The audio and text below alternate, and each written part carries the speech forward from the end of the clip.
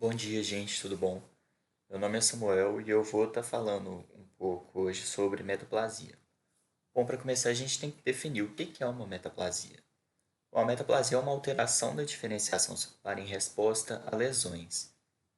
Ou seja, essas células e esse tecido, eles vão ter um determinado fenótipo que ele vai ser alterado quando lesionado, quando irritado. Bom, a metaplasia ela ocorre em tecidos epiteliais, que a gente pode observar. Essas características ele pode ser simples camoso, cubo colunar, estratificado e transitorial. Ou em tecidos mesenquimais, que vão ser os tecidos conjuntivos. Bom, geralmente a metaplasia ela vai ocorrer com células entre mesma linhagem. Então é muito comum a gente ver, por exemplo, um tecido escamoso ele ser alterado por um tecido colunar, por exemplo. Em células mesenquimais a gente também consegue observar uma metaplasia óssea, por exemplo, em um tecido cartilaginoso. Quando ocorre, por exemplo, um tecido epitelial ele ser modificado por um fibroblasto, vai ocorrer a transferenciação. Bom, o que causa a metaplasia? A metaplasia vai ser causada por estímulos adversos que podem ser ocasionados por fatores químicos, térmicos e mecânicos, entre outros, como por exemplo a fumaça do cigarro, alimentos muito quentes ou até mesmo prótese dentária. Bom, e a metaplasia ocorre como uma tentativa do tecido de garantir uma maior resistência a essas irritações, a esses impactos que estão sendo feitos sobre ele. Então a metaplasia é reversível, ou seja, teoricamente, a partir do momento em que essas lesões cessam, essas células, esse tecido, ele pode voltar a uma normalidade. Bom, o mecanismo da metaplasia ele não é muito bem elucidado, mas ele é resultado de uma reprogramação de células tronco ou de células mesenquimais indiferenciadas, ou seja, as células adultas elas não vão ser alteradas para outros tipos celulares. Isso vem, de certa forma, da base para fazer uma reconstituição desse fenótipo tecidual. A metaplasia ela é originada a partir de estímulos que podem ser, por exemplo, citocinas, de fatores de crescimento ou até mesmo da matriz extracelular. Como eu já disse, a gente não sabe muito bem como ele ocorre, porque em diferentes tecidos, em diferentes órgãos, ele ocorre de diferentes formas. Então a gente ainda não tem um padrão muito consensual. Mas a gente sabe que ele é resultante da inativação de genes, esses genes que eles vão definir o tecido pré-metaplásico e desrepressão de outros genes que eles vão estar condicionando o tecido alterado. Bom, agora a gente vai falar um pouco sobre alguns tipos de metaplasia que são mais comuns, como por exemplo a epitelial escamosa. Ela é muito comum no trato respiratório, em decorrência do tabagismo, a gente pode ter a presença da metaplasia escamosa em glândulas salivares do pâncreas e vias biliares, e até mesmo da deficiência de vitamina A. Essa imagem aqui, ela é do trato respiratório, e a gente pode observar que o tecido normal, ele é ele apresenta, né, células colunares, elas vão ser ciliadas, e quando esse tecido está sendo lesionado, o tecido como um todo ele vai ser alterado para um, um padrão escamoso. E como eu comentei, a metaplasia ela vai ocorrer como uma tentativa de ganho de resistência. Então, frente a esses fatores que acometem o trato respiratório, como o tabagismo, esse tecido escamoso, a metaplasia escamosa, ela vai conferir uma maior resistência a essa parte. Mas a gente tem que se perguntar, isso é benéfico? Porque, de certa forma, sim, se isso ocorreu, a metaplasia escamosa ela vai estar mais ou menos oferecendo um ganho àquela porção do seu corpo, porque ela vai estar sofrendo menos esses danos.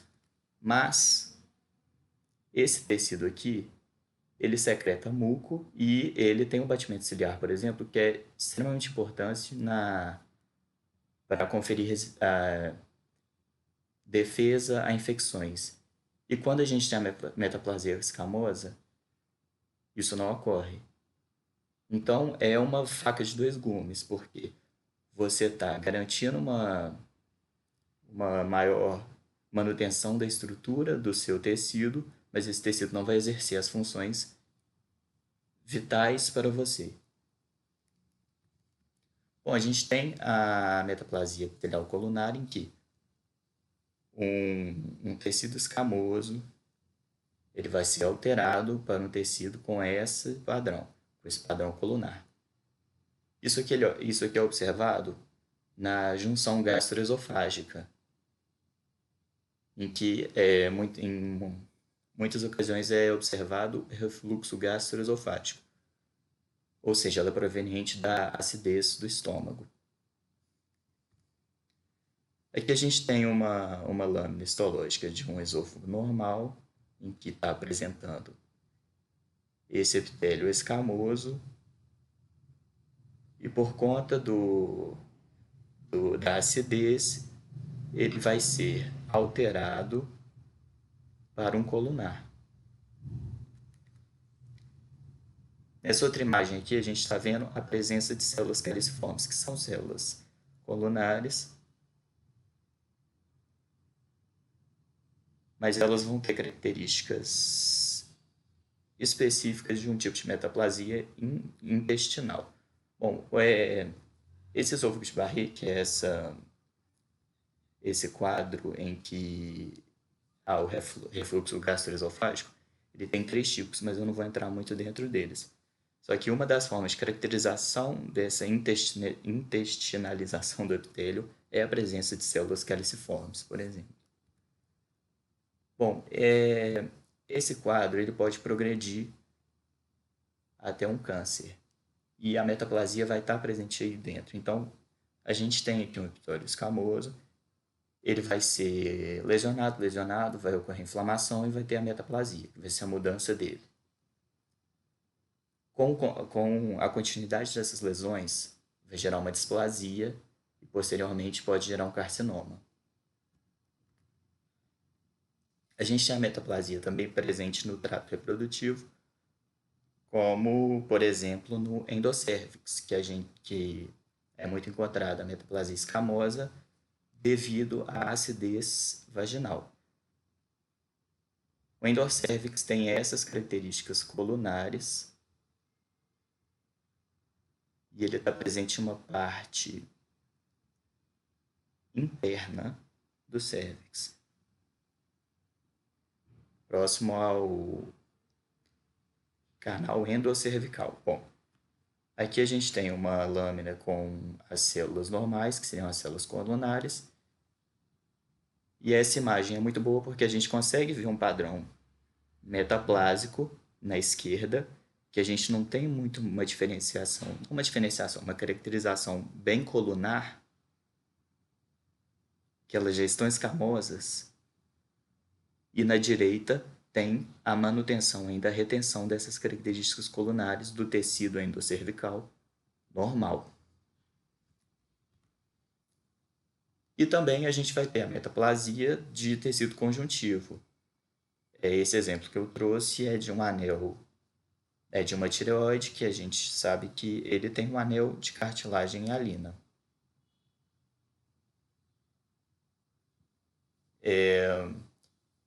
Esse anel ele pode ter focos de metaplasia óssea, que podem ser observados aqui na direita.